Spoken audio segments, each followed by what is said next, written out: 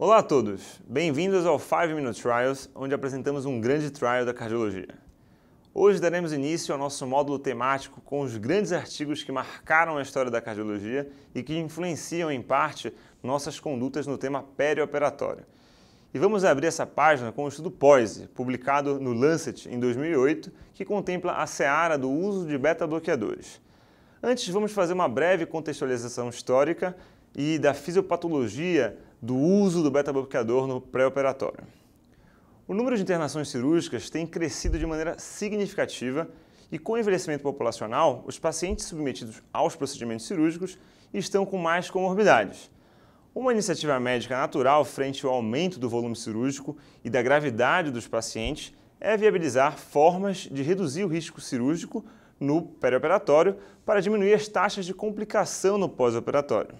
Nesse contexto, o beta-bloqueador contempla um racional fisiopatológico de reduzir a frequência cardíaca, melhorando a relação oferta e demanda de oxigênio, aumentar a perfusão coronariana durante a diástole, diminuindo a área isquêmica e reduzindo infarto, aumentar o limiar de arritmias cardíacas, incluindo fibrilação atrial, fibrilação ventricular na presença de isquemia e fibrilação atrial no pós-operatório. Dessa forma, a introdução do beta-bloqueador no pré-operatório parece ter fundamentos e, de fato, foi sendo trilhada historicamente. Na década de 90, tivemos os primeiros trials evidenciando benefícios do beta-bloqueador no pré-operatório de cirurgia não cardíaca em pacientes com DAC.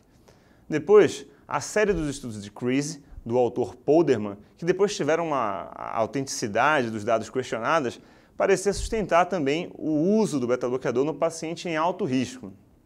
Nesse contexto, surge então o estudo POISE 1, que tinha o objetivo de avaliar os efeitos da introdução do beta-bloqueador, no caso o metoprolol, no perioperatório de cirurgia não cardíaca.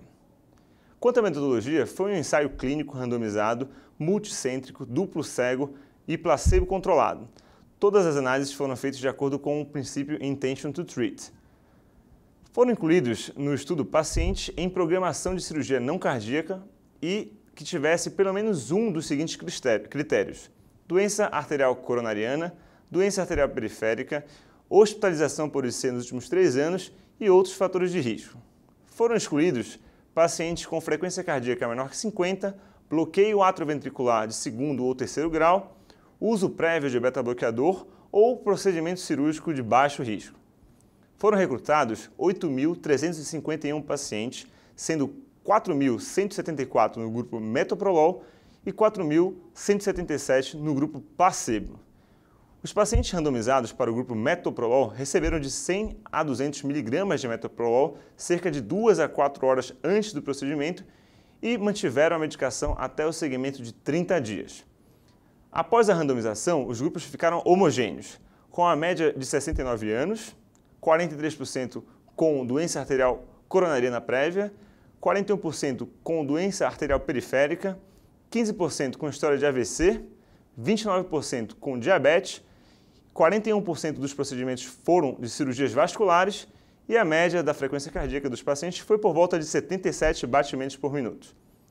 Quanto aos resultados, houve uma redução do desfecho primário, que foi o combinado de morte cardiovascular e infarto não fatal e parada cardíaca não fatal em 30 dias, como podemos ver nesse gráfico. Esse benefício se deu principalmente às custas do infarto não fatal, como podemos ver nos gráficos. Porém, esses benefícios se deram às custas de aumento de hipotensão e bradicardia, e os dados mais alarmantes foram o aumento de AVC e morte por todas as causas, como podemos ver nos gráficos. Alguns pontos devem ser avaliados nesse estudo. Primeiro ponto, a introdução do beta-bloqueador foi muito precoce, com 2 a 4 horas antes do procedimento, e a dose foi alta e sem titulação adequada, o que pode ter justificado a maior taxa de eventos adversos. Além disso, foram excluídos 900 pacientes por atividade fraudulenta durante a auditoria interna, o que compromete a credibilidade do estudo.